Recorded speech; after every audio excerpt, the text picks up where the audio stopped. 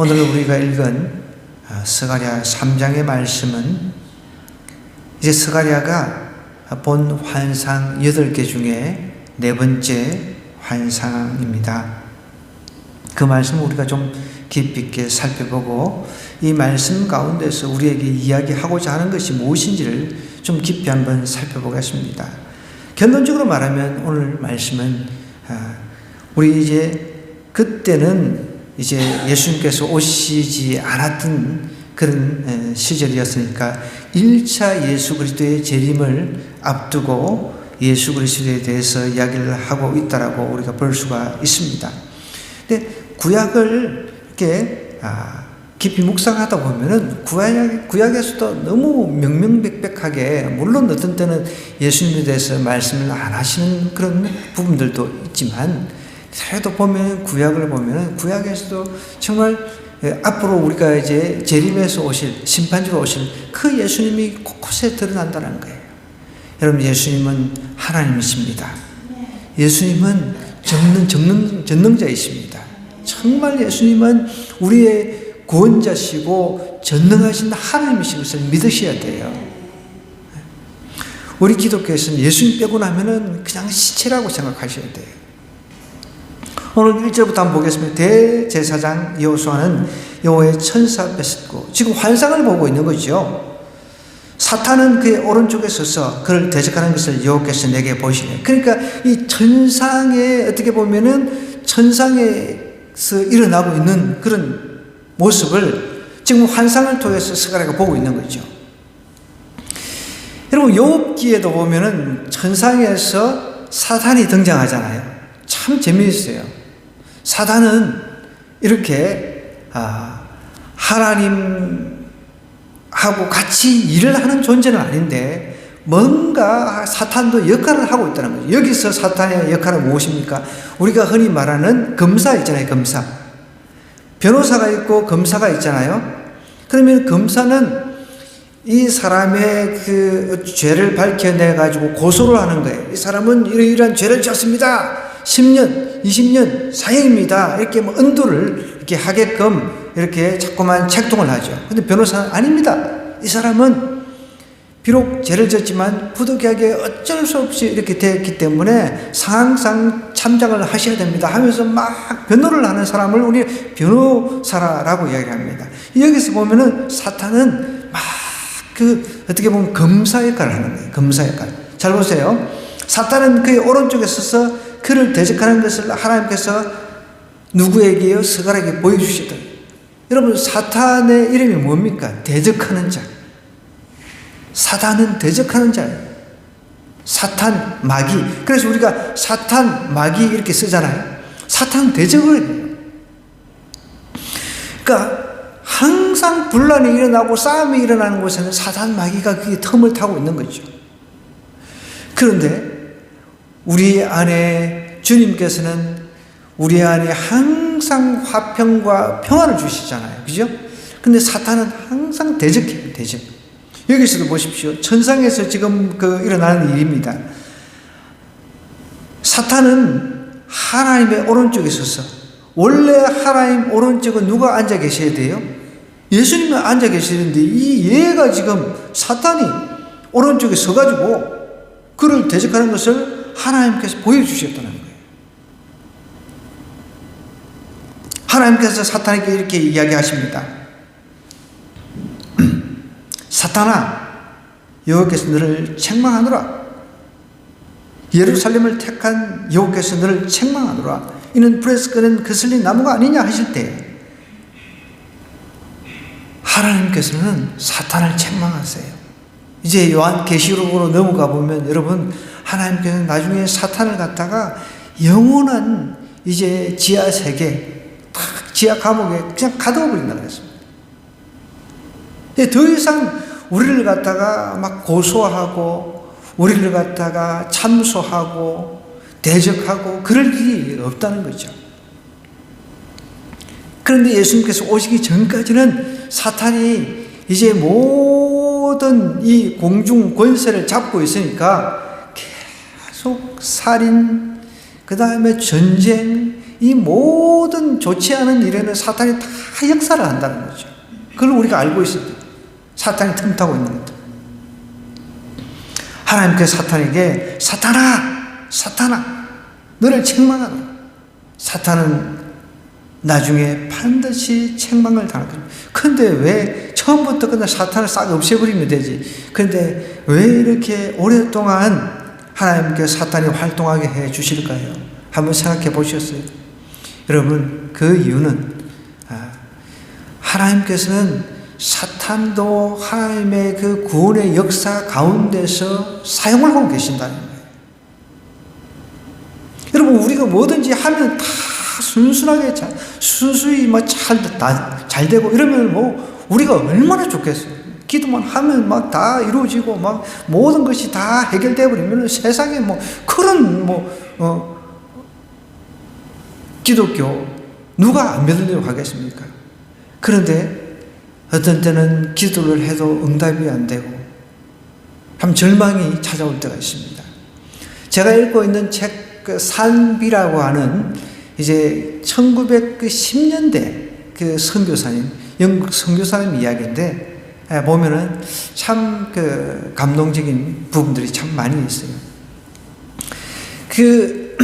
이제 중국이 왕정시대였던 그런 시절에서 이제 공화국으로 넘어가는 즈음에 얼마나 혼란스럽겠습니까?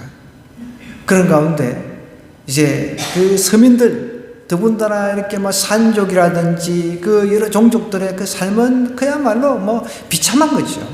그런 가운데 그 노예 여자종 같은 여자아이가 이제 그 죽는 모습을 본 거예요.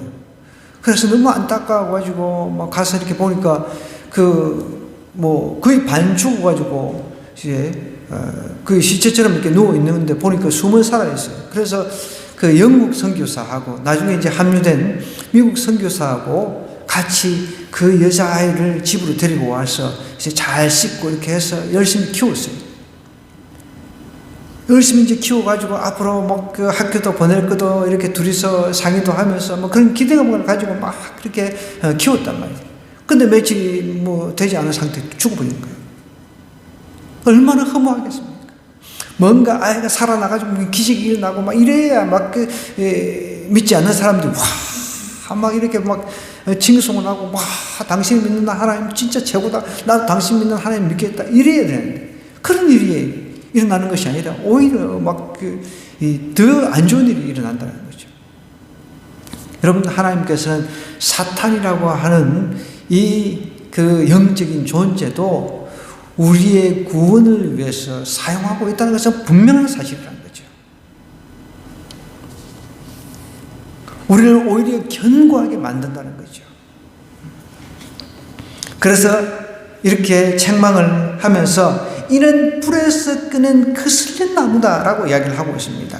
이게 무슨 말입니까? 불에서 끄는 거슬린 나무. 이제 이스라엘을 이야기를 하는 거예요. 이스라엘이 불에서 끄는 거슬린 나무. 여러분, 지금은 우리가 장작불에 불을 지펴가지고 밥을 하고 그러지 않습니다. 저희 어릴 때는 장작불에 불을 지펴가지고 이제 큰 솥단지에 불을 피워가지고 밥을 하고 그랬어요. 그리고 이제 소주 끓일 때만 해도 저도 이름을 까먹었어요. 하도 오래돼가지고 거의 50년 이상 됐으니까. 풍기라고 하나, 돌리는 게 있어요. 그러니까 이제 딩기라고 하는 것을 이제 불에 이제 넣어가지고 이렇게 이렇게 돌려요. 이렇게 돌려가지고 그게 고구마도 이제 집어넣어가지고 익게끔 하고 구워서 먹기도 하고 그러거든요. 아침에 학교 갈 때 고구마를 집어넣으면 밤에 이제 저녁에 좀 돼서 학교 갔다 오면 잘 익어가 있어요. 불이 아주 그렇게 세지는 않기 때문에. 하여간 그렇게 불을 지펴가지고 죽도 끓이고 소가 먹는 죽도 끓이고 또 사람도 이제 그렇게 장작불에 해서 이제 밥을 만들어가지고 이제 솥단지를 해가지고 이렇게 밥을 만들어서 이렇게 우리 어릴 때는 그랬었습니다. 그러니까 불에다가 그 장작을 집어넣었는데 이게 이제 타다가 만 장작이 있잖아요. 그거 이제 그럼 아무짝에 쓸 수가 없잖아요. 그러니까 이스라엘을 비유하면서 아무짝에도 어떻게 보면 쓸 수 없는 쓸모없는 그런 존재가 이스라엘 존재라는 거예요. 그런데 하나님께서 이제 그 아무짝에도 쓸모없는 존재인 이스라엘을 하나님께서 회복시켜 주시고 더 사용하신다는 거예요. 여러분, 우리도 마찬가지죠. 아무짝에도 쓸모없는 거슬린 그런 나무 같은, 불에서 막 꺼낸 그 나무 같은 존재였잖아요. 그죠? 저 여러분들이 예수님을 만나지 않았다면 우리는 그렇게 살다가 영원한 지옥으로 빠져 그냥 영원히 그렇게 살았을 것입니다. 그러나 우리를 하나님께서 꺼내주셔가지고 예수님의 보혈로 깨끗하게 목욕을 시켜주신 거죠. 얼마나 감사합니까? 여러분, 그것만 생각하면 하루에도 그냥 수십 번 감사하고 이걸 우리가 영원히 천국 가서도 감사할 수밖에 없는 그런 주제인 거죠. 여기서 보십시오. 여호수아가 더러운 옷을 입고 천사 앞에 서 있다고 그랬죠. 그러니까 지금 여호수아도 예루살렘을, 그러니까 이스라엘을 대표하는 그런 사람이라고 한다면 불에서 꺼낸 거슬린 나무도 이스라엘 백성들을 상징하고 있는 것입니다. 그런데 또 더러운 옷까지 입고 있어요. 참 표현도 더러운 옷까지 입고 있다는 거죠. 하나님 앞에서 이제 사절에 보면 자기 앞에 선자들에게 이제 여호와께서 이렇게 명령을 합니다. 그 더러운 옷을 벗기라. 하나님은 죄의 더러운 옷을 예수 그리스도를 통해서 깨끗하게 벗겨주기를 원하십니다. 새로, 정말 새 옷, 그런 옷을 예수님을 통해서 입혀주기를 원하신다는 거예요. 여호와께서 자기 앞에 선자들에게 명령을 하고 있습니다. 그 더러운 옷을 벗기라. 하나님이 그렇게 하시는 거예요. 하시고 또 여호수아에게 이르시되 내가 내 죄악을 제거하여 버렸으니 내게 아름다운 옷을 입히리라. 이 더러운 옷 대신 아름다운 옷을 입는 거예요. 영화로운 관을 쓰는 겁니다. 나중에 우리도 여러분 영화로운 세계에 들어가면 영화로운 관을 씁니다. 그래서 이 땅에 여러분, 이 땅에 사는 동안에 너무 잘 먹고 잘 살고 화려한 옷을 입고 뭐 그런 거 너무 바라지 마시기 바랍니다. 오늘 잠시 어떤 기사를 제가 읽어봤는데 어느 나라인가 하여간 의사하고 유명한 가수하고 결혼을 했는데 이제 이혼을 이제 아마 했나 봐요. 근데 이제 그 의사도 이제 자기 아내가 이제 유명한 가수니까 자기는 화로운 생활을 이제 하다가 갑작스럽게 이제 이혼을 했기 때문에 그 위자료를 한 달에 수천만 원씩 쓰니까, 예를 들어서 한 달에 화로운 제트기도 있고 하니까 한 달에 한 3,500씩 이렇게 쓰나 봐요. 사람도 고용도 하고 해야 되니까. 그렇게 써야 되니까 위자료를 얼마 달라고 이렇게 소송한 아주 지저분한 이야기를 좀 제가 읽었는데, 그 화로운 생활을 하다 보면은 그 화로운 생활에서 벗어나지는 못하는 거죠. 그러니까 계속 화로운 생활을 해야 되니까 나에게 이 위자료를 달라. 그런 거죠.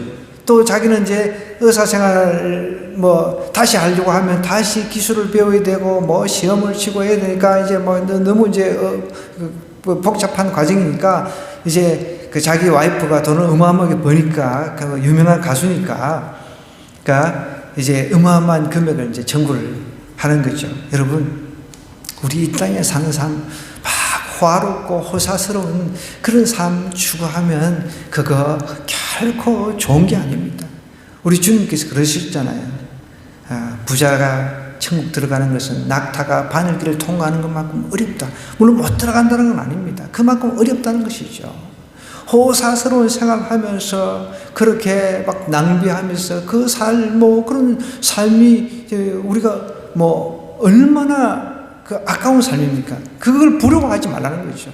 막 호사스러운 유튜브에 올라오는 그런 영상 보고 나도 저런 삶을 살았으면 이런 동경할 필요가 없는 거예요. 호사스러운 그런 화려한 부자들의 모습, 그런 거 여러분 전혀 부러워하지 마십시오. 아무것도 아닙니다. 아무것도 아닙니다. 우리 주님 계신 저 영원한 천국에는 물론 우리가 바라는 그 천국의 상들이 제각각 틀리겠지만은 거기에는 빈부의 격차가 없을 뿐더러 여러분 고통도 없습니다.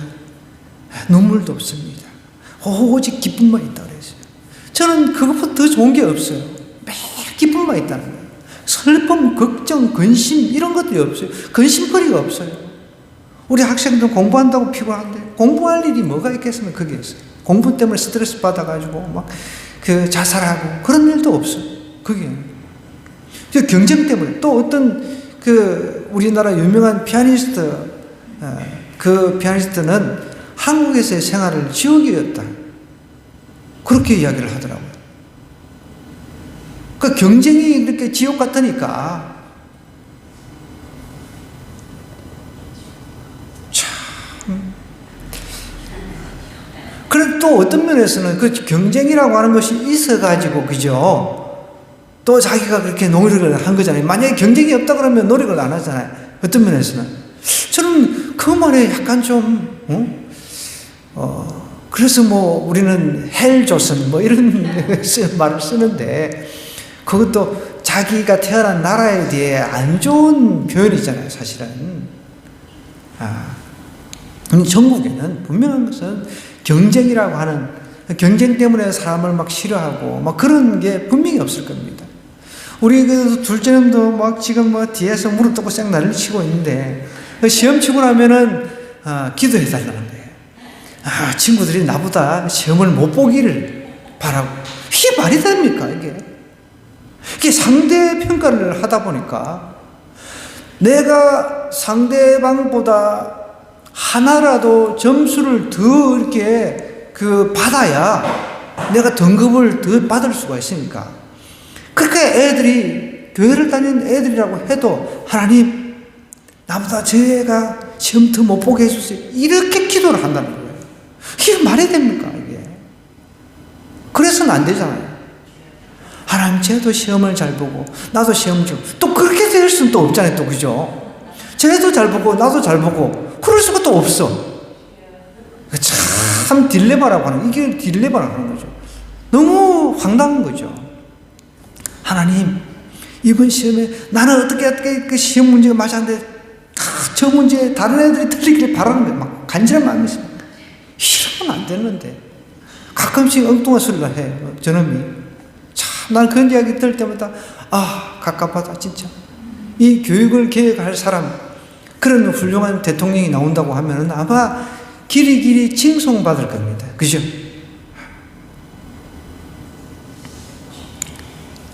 하나님께서는요, 우리의 그 더러운 옷을 싹 벗기시고 정결한 예수 그리스도의 새 옷을 입기를 원하십니다. 예수 그리스도로. 여러분, 예수 그리스도로 새 옷을 입으면 막 내보다 남이 더 잘 되기를 바라는 거예요. 그런 마음이 생긴다는 거예요. 나보다 남이 못 되기를 바라는 것이 아니라 나보다 남이 더 잘 되기를 바라는 마음이 생긴다니까요. 그게 예수 그리스도가 이제 내 안에 들어와 있어가지고 내가 새로운 마음이 생겼기 때문에 그게 가능한 거죠.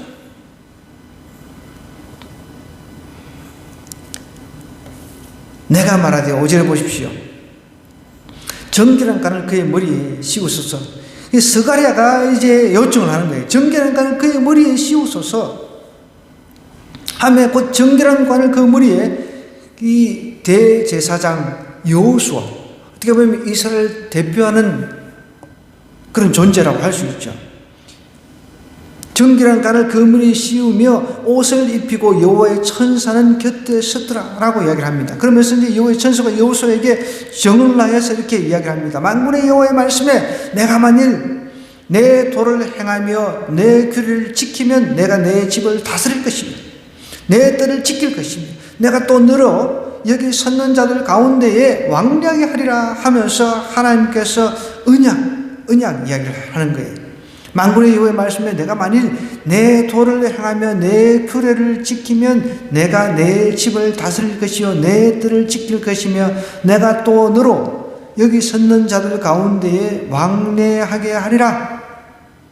이게 무슨 말입니까? 하나님은 창세 때부터 우리 인간과 언약을 하셨어요. 약속을 하셨다는 거예요. 이거 땀 없는 순간에 너 죽는다. 다 먹지 마라. 그게 언약이죠. 만약에 그 하는 말씀대로 순종하고 했더라면 우리 인류가 어떻게 됐을지 몰라요. 그 실패를 어쨌든 했기 때문에 제2의 아담이신 예수님께서 이 땅에 오셔가지고 이제 아담의 실패를 갖다가 이제 회복을 다 시키시는 것 아닙니까?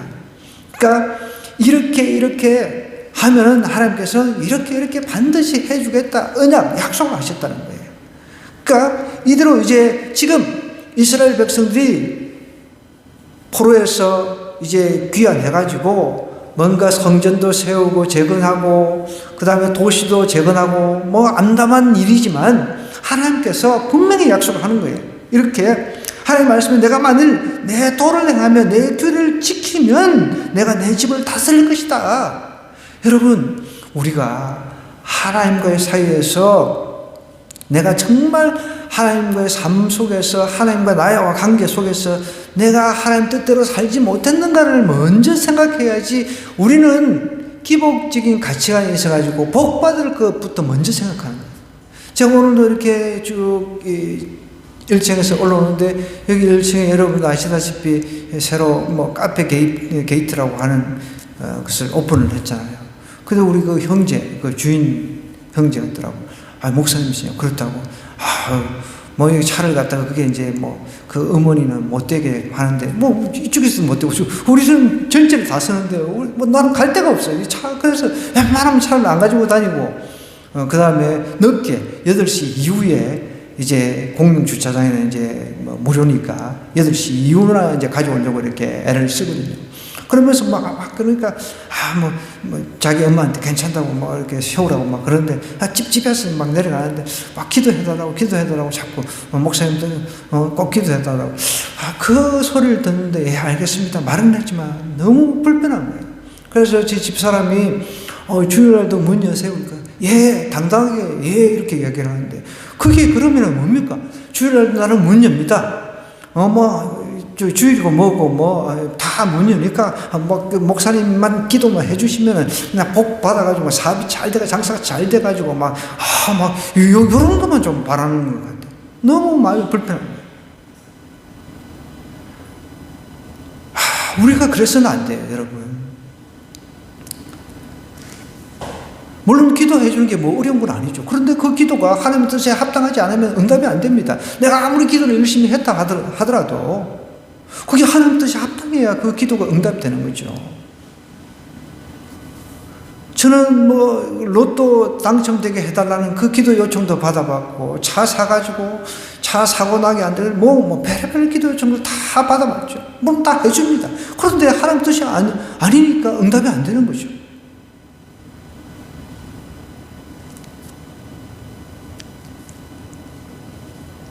우리는 어떤 기도를 복을 받기 위한 하나의 수단으로 생각해서는 안 된다는 거예요. 여기 보십시오. 하나님께서 만군의 여호와의 말씀에 내가 만일 내 도를 행하며 내 규례를 지키면 내가 내 집을 다스릴 것이요. 또 뭐라고 얘기합니까? 내 뜰을 지킬 것이며 내가 또 너로 여기 섰는 자들 가운데서 왕량하게 하리라. 모든 것 회복시켜 주시겠다는 거예요. 이스라엘이 지금 폐허가 되고 정말 볼 것 없고 막막하지만 하나님께서 다 회복시켜 주시겠다는 거예요. 그런데 그 조건이 있다는 거예요. 조건. 이스라엘이 왜 포로가 됐습니까? 나라가 망했습니까? 하나님 말씀대로 하나님께서 언약을 하시는데 그 언약 말씀대로 살지 않았기 때문에 안 지키기 때문에 하나님은 끝까지 지킵니다. 하나님께서는 끝까지 지키고 창세 때부터 인간이 타락했을 때부터 메시아 보내겠다고 하신 그 약속도 지키셨고 정말 다시금 회복시켜 주시겠다 이런 거 다 그게 하나님 살아계신 거 지키셨다는 거예요. 그런데 우리는 그런 생각 안 하고 그냥 봉공 받으려고. 예를 들어서 그 밑에 사장님이 주일날 당연히 문 닫죠. 예배 드리러 가야죠. 이랬더라면 내가 흔쾌히 기분이 좋아가지고 알겠습니다. 제가 한번 찾아뵙죠. 이랬어야 되는데 주일날 문 엽니다. 그러니까 여러분 생각해 보십시오. 주일이라고 하는 그 날은 주님께서 부활하신 날로 우리가 다 전 세계에서 믿는 그리스도인은 다 그런 날로 우리가 삼아서 지키잖아요. 그날 예수님께서 부활하신 부활하신 그날 다시금 이제 저 천국에서 우리를 데리러 오실 것이라고 이제 믿고 기쁨의 예배를 드리는 거죠. 그날 나의 관심은 돈 버는 데 있어요. 나의 관심은 돈 버는 예배하는 것보다. 예배 다 갖고 그러면 뭐 돈도 벌면 안 됩니까? 그것도 동시에 가 있는 거죠. 내 마음에. 그것도 이제 생각이 나누고 있는 것 아닙니까? 온전히 내 주일날 망할지라도 내 문을 닫고 하나님 앞에 내 모든 삶을, 한 주의 삶을 감사하며 나의 모든 것을 다 내려놓고 하나님 앞에 나의 전 인격을 하나님 앞에 올려드리는 살아있는 산제사를 한번 드릴 수 있다고 한다면 하나님께서 그 개인의 인격체의 예배를 분명히 받아주신다. 근데 그건 아니에요. 내가 복도 받아야 되겠고, 물질적인, 이제 복 하면 물질적인 복이 이제 대다수 많이 생각하니까, 요것도 생각하면서, 나 예배도 드려야 돼. 그러니까 이것도 받고, 동시에 두 개를 다 이제, 취하려고 하니까, 이게 안 되는 거죠. 많은 사람들이 그런 생각을 한다는 거죠. 마음이 찜찜하잖아요. 그런데, 난 못 가요? 그래, 할 수가 없잖아요. 그게 참 애매하고 힘든 거예요. 분명히 지금 이스라엘 백성들에게 이렇게 얘기를 하는 거예요. 만군의 이 말씀에 내가 만일 내 도를 행하며 내 규례를 지키면 내가 내 집을 다스릴 것이고 내 뜰을 지킬 것이며 내가 또 너로 여기 섰는 자들 가운데서 왕래하게 하겠다. 이스라엘 사람들은 하나님의 규례, 법도 이런 것들을 지키지 않아서 실패를 한 거죠. 그걸 잘 지키는데 하나님께서 망하게 하고 그런 거는 없어요. 제가 요즘에 다시 이제 사사기를 또 이렇게 쭉 묵상을 하고 있는데 참 답답하죠. 사사기의 그 사이클이라고 하는 거 죄짓고 또 회개하고 또 하나님 앞에 하나님 살려주셔서 잘못했습니다. 또 이제 좀 괜찮아지면 또 죄짓고 이게 사이클이 반복되는 거죠. 그러니까 결국은 하나님께서 문제가 생기면 나타나가지고 이제 해결해 주시는 거죠. 그것도 하나님께서 창세 때부터 하나님께서 약속하신 언약이 있으니까 도와주시고 다시 회복시켜 주시고 하나님의 택한 백성이니까 하나님 택한 백성은 하나님이 절대 안 버리신다고 하셨으니까 하나님 편에서는 언약을 철저하게 지키시는 거예요. 근데 버리는 것은 우리가 버리는 거예요. 하나님도 우리가 버려버리고 필요할 때만 하나님 잠깐만 와주세요. 하나님 내 지금 필요한 그 물질 필요하니까 하나님 나 좀 여기 챙겨주세요. 나 건강이 필요하니까 하나님 건강 빨리 좀 주세요. 건강 주시면 또 건강 가지고 하나님을 섬기는 데 쓰는 것이 아니라 오히려 타락하는 데 쓰는 거죠. 8절, 9절, 10절 보십시오. 대제사장 여호수아야 너와 내 앞에 앉은 내 동료들은 내 말을 들을 것이니라. 이들은 예표의 사람들이라. 내가 내 종 싹을 나게. 이 싹이 누구? 결국은 이스라엘에게는 진짜 소망이 없는 거예요. 진짜 소망은 우리를 죄에서 구원하실 예수 그리스도 그 싹을 앞으로 하나님께서 나게 해 주실 텐데 그분이 와야만 문제가 해결된다는 거죠.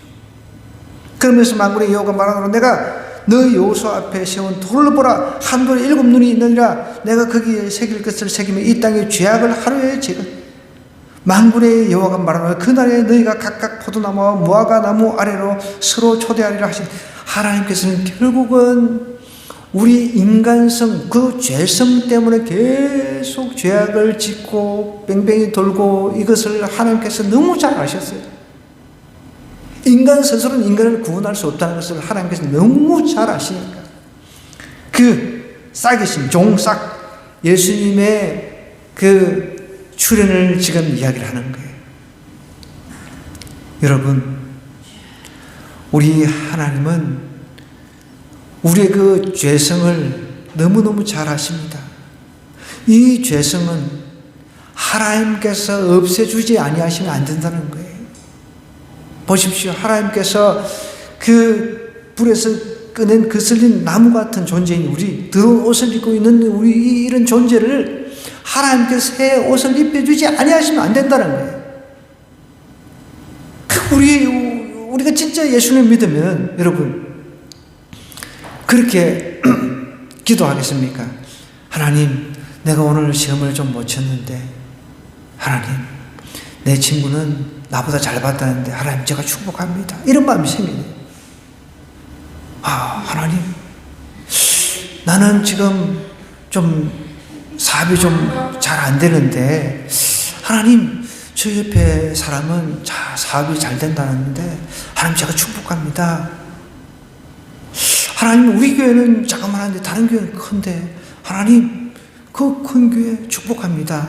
이런 마음이 생긴다는 거예요. 저는 진짜로 그 다니면서 그렇게 기도해요. 우리보다 그 규모가 적은 교회들도 있고 큰 교회들도 많잖아요. 그런 마음이 예수님을 통해서 내 안에 들어와져가지고 내가 바뀌어져야 된다는 거죠. 그게 근본적인 변화가, 그게 변화라고 하는 것입니다. 여러분, 오늘 말씀을 통해서 우리가 기억할 것이 있습니다. 우리는 불에서 꺼낸 거슬린 나무 같은 존재라는 거예요. 여러분, 잊지 말아야 돼요. 우리가 그런 존재라는 거예요. 우리가 대단한 존재가 아닙니다. 그런 존재였는데, 더러운 옷을 입은 존재였는데 예수님께서 이 땅에 오셔서 그런 저와 여러분을 위해서 십자가를 지시고 피를 흘려주시고 그 피값으로, 피로 우리를 깨끗하게 정결하게 만들어 주셨어요. 그래서 우리는 의인이 된 겁니다. 의인. 우리는 의인이 된 거예요. 그 예수 그리스도의 그 피값으로. 그것을 잊어버리면 안 돼요. 그러면은 겸손해 줄 수밖에 없는 거죠. 교만할 일이 없는 거죠. 그거 생각하면 나는 걸린 존재, 나는 정말 불에 걸린 존재다, 나는 더러운 옷을 입었던 사람이다, 그런 생각하면 저도 마찬가지예요. 정말 우리가 그 뉴스를 보면 매 그 범죄 이야기 막 그런 이야기잖아요. 그런 거 보면 우리 막 돌판매질하고 욕하고 막 그러잖아요. 그죠? 그런데 또 나쁜 짓을 저지르고 사진을 하고 뭐 그런 사람들 보면 막 그때 저럴 수 있어요. 그렇지만 우리가 그런 존재였다는 거죠. 우리가 그런 생각을 하면은 겸손해지는 거죠. 불쌍하다. 불쌍하게, 긍휼하게, 범죄를 저지른 사람도, 범죄를 당한 사람도 불쌍하게 보고 긍휼하게 보는 거죠. 그런 마음이 필요한 거예요. 우리 안에 예수 그리스도의 마음. 예수님이 이미, 우리는 이제 신약시대에 살고 있으니까 예수님이 1차적으로 오셨잖아요. 그죠? 이제 마지막 재림을 앞두고 있는데 우리는 다른 게 지금 필요한 게 아니에요. 예수 그리스도의 마음이 필요한 거예요. 내 마음을, 이 거슬린 마음, 어떻게 보면 더러운 마음들을 갖다가 예수 그리스도로 정화시키는 것, 이 작업부터 해야 돼요.